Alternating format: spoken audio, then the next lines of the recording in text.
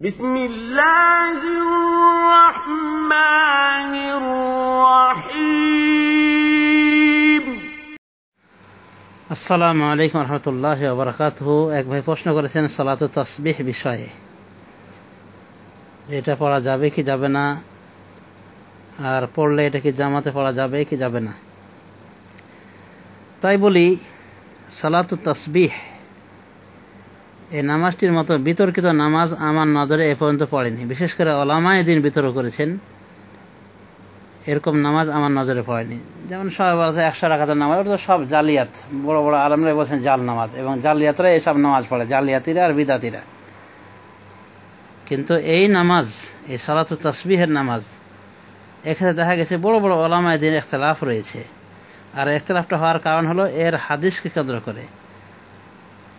তো সালাতু তাসবিহ মর্মে যে হাদিসটি বর্ণিত হয়েছে, সে হাদিসটি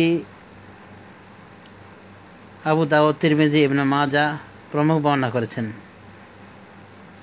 তো এই হাদিসের শুদ্ধতা বিশুদ্ধতা নিয়ে কথা রয়েছে, সহিহ জয়ীফের প্রশ্ন রয়েছে। তো আমি আর এই সংক্ষিপ্ত পরিসরে কি বলবো, সংক্ষেপে বলি, এই হাদিসটাকে কেউ কেউ বলেছেন জাল। এদিকে গিয়েছেন ইমাম ইবনুল জাওজি, ইমাম ইবনে তাইমিয়া তার মিনহাজুস সুন্নাত আলোচনা করেছেন, মানে জালিয়াতের দিকে গিয়েছেন, হাদিসটা জাল হওয়ার দিকে। ইবনে আব্দুল হাদি উনিও গিয়েছেন, সিরাজউদ্দিন কাসবিনী উনিও এটাকে জাল বলা দিয়ে গিয়েছেন, শাওকানিও গিয়েছেন ফিসাইলিল জাররার নামক কিতাবে এবং তুহফাতুজ জাকিরিন নামক কিতাবে। তো এক শ্রেণীর উলামা এটাকে জাল বলেছেন, মন গড়া বলেছেন। এবার যে সমস্ত উলামায়ে দ্বীন এটাকে জয়ীফ বলেছেন, তাদের লিস্টে রয়েছেন ইমাম তিরমিজি, ইমাম ওকাইলি, আবু বকর ইবনুল আরবি, ইমাম নাওয়াবী। তিনি তার শারহুল মুহাজ্জাব নামক কিতাবে এদিকে গিয়েছেন, জয়ীফ বলার দিকে। ইমাম যাহাবী মিজান ইতিদালে বলেছেন এটা জয়ীফ। ইবনে হাজার তালখিসুল হাবির এটাকে জয়ীফ বলার দিকে গিয়েছেন। তৃতীয় মাসলাক হলো, বা তৃতীয় শ্রেণীর উলামা যারা এটাকে হাসান বলেছেন, তাদের ভিতরে রয়েছেন ইমাম বাগাবী। হাসান মানে হাদিসের এক প্রকার সহিহ হাদিস, যেটা সহিহ থেকে একটু নিচে, কিন্তু ওটাও সহিহ হাদিসের প্রকার। এদিকে গিয়েছেন। এই হাদিসটাকে হাসান যারা বলেছেন তারা হলেন ইমাম বাগাবী, ইমাম মুনজিরি, ইমাম ইবনুস সালাহ, ইমাম নাওয়াবী তাহযীবুল আসমা ওয়াল লুগাত গ্রন্থে এদিকে গিয়েছেন, এবং আজকারে গিয়েছেন, এবং তাকিউদ্দিন এবং তার ছেলে তাজউদ্দিন, এনারা উভয়ে এদিকে গিয়েছেন যে হাদিস, এ মর্মের হাদিসটা হাসান।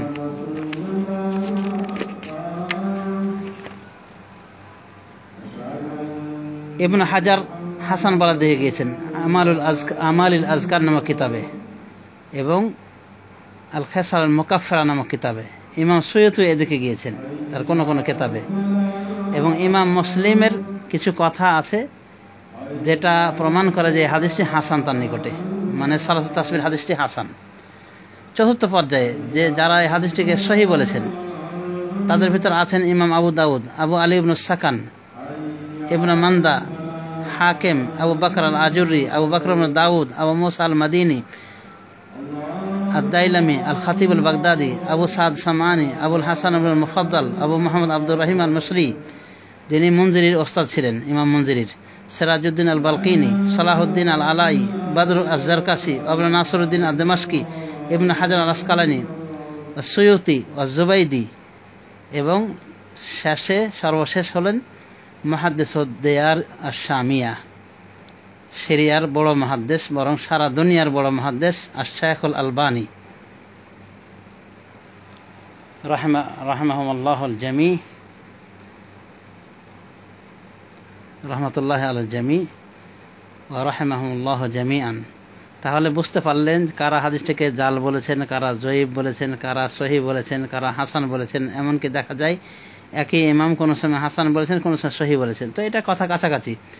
তো দেখা গেল যে ডজনের অধিক বড় বড় মুহাদ্দিস ইমাম এটাকে সহিহ বলেছেন, চলন সহিহ বলেছেন। এজন্য এতগুলি উলামায়ে দ্বীনের কথাকে এড়িয়ে যে আমরা এটাকে নিশ্চয়ভাবে জাল বলতে পারি না, এটার প্রতিবাদ করেছেন হাফিজ ইবনে হাজার। ইবনে হাজার রাহমাতুল্লাহি আলাইহি বলেন যে হাদিসটা জাল যে বলে এটা আপত্তিকর বিষয়, হাদিসটাকে যে সহিহ বলা হয় একবারে এটা আপত্তিকর বিষয়। মোট কথা হলো হাদিসটা হাসান পর্যায়ের। এভাবে হাফিজ ইবনে হাজার তিনি বিস্তারিত তাখরিজ করে হাদিসগুলি চুলচেরা আলোচনা করে উনি এটা ফয়সালা দিয়েছেন। আল্লামা নাসরুদ্দিন আলবানী হাদিসটিকে সহিহ বলেছেন এবং তার সহিহ তারহিবে উল্লেখ করেছেন, এবং আরও তার যে সমস্ত বিশুদ্ধ গ্রন্থ রয়েছে এই গ্রন্থগুলিতে এসেছে আল্লামা নাসরুদ্দিন আলবানী আলোচনা করেছেন। বিস্তৃত আলোচনার জন্য দেখুন আল বিহারুজ জাখিরা ফি আসবাবিল মাগফিরা, পৃষ্ঠা 63 থেকে আরও অন্যান্য পৃষ্ঠা। তো এই হাদিসটা এর পূর্বের আলোচনাগুলি থেকে আমরা বুঝতে পারলাম যে সালাতুত তাসবিহের হাদিসটা বিতর্কিত। কিছু উলামায়ে দ্বীন জাল বলেছেন, তাদের এই সিদ্ধান্ত মোটেও ঠিক নাই। হাদিসের কায়দা কানুন অনুযায়ী এটা জাল প্রমাণ হবে না। জয়ীব যারা বলেছেন তারা বেশ কিছু সনদ নিয়ে আলোচনা করেছেন, দেখেছেন যে প্রত্যেকটা সনদে কিছু আপত্তি রয়েছে। যারা হাসান সহিহ বলেছেন তারাও যথেষ্ট যুক্তি প্রদর্শন করেছেন এবং গবেষণা করে বলেছেন। এখন কথা হলো যে এই সালাতুত তাসবিহ যদি কেউ পড়তে চায় আমরা নিষেধ করব না, কঠোরতা আরোপ করা ঠিক হবে না। যার ইচ্ছা পড়তে পারে এবং তার আদর্শ হতে পারে এই সমস্ত বড় বড় মুহাদ্দিসিনে কেরাম যারা এর উপর আমল করেছেন। এমনকি আব্দুল্লাহ ইবনে মুবারক, যিনি একজন তাবি বিদ্বান এবং একজন বড় উঁচু মাপের আলেম ছিলেন, তিনি এটার উপর আমল করতেন বলে ইমাম তিরমিজি স্ট্যাটাস দিয়েছেন তার সুনান তিরমিজিতে। অতএব হাদিসটার উপর আমল করে যদি কেউ সালাতুত তাসবিহ পড়তে চায় আমরা তাদেরকে বাধা দিব না, তাদের পথে আমরা বাধা হয়ে দাঁড়াবো না। কঠোরভাবে সতর্কতা আমরা তাদেরকে করব না, নিষেধ করব না যে পড়িয়েন না। কারণ এই সমস্ত উলামায়ে দ্বীন যারা সহিহ বলেছেন বা হাসান বলেছেন এরা ডজনের উপরে রয়েছেন, ডজন উলামায়ে দ্বীন। অতএব একমুখী হয়ে নির্দিষ্ট কোনো একটা মসলাকে ধরে এক পক্ষে গিয়ে মানে সালাতুত তাসবিহ থেকে আমরা বিরত রাখার চেষ্টা করানো মানুষকে। তবে আমরা বলবো যে সালাতুত তাসবিহ পড়া যেতে পারে, কিন্তু এটা জামাত সহকারে পড়ার প্রমাণ যেহেতু নাই, অতএব জামাতবিহীনভাবে এই সালাতুত তাসবিহ পড়তে হবে। জামাতের সাথে পড়লে এটা বিদআত চর্চা করার নামান্তর হবে। আল্লাহ রাব্বুল আলামিন আমাদেরকে হেদায়েত করুন সঠিক দিকে। সালাতুত তাসবিহ বিষয়ে আশা করি যে আলোচনা করেছি এই আলোচনা যথেষ্ট হওয়ার কথা। যারা জয়ীব বলেছেন তাদেরও আলোচনা করেছি, যারা জাল বলার দিকে গিয়েছেন তাদের কিছু আলোচনা তুলে ধরেছি কারা কারা তারা, এবং তাদের সিদ্ধান্ত সম্পূর্ণ ভুল এটাও আলোচনা করা হয়েছে। সহিহ হাসান যারা বলেছেন তাদের সংখ্যাগুলিও আপনারা বুঝতে পারলেন যে বড় বড় মুহাদ্দিস, এমনকি ইমাম মুসলিম সম্পর্কে বলা হয়েছে যে উনি এটাকে হাসান বলা দিয়ে গিয়েছেন। অতএব কঠোরতা আরোপ করে সালাতুত তাসবিহ নিষিদ্ধ ঘোষণা করে দেওয়া এটা একচাটিভাবে একটা সিদ্ধান্তকে গ্রহণ করে বাকি অন্যান্য সিদ্ধান্তকে এড়িয়ে যাওয়ার নামান্তর।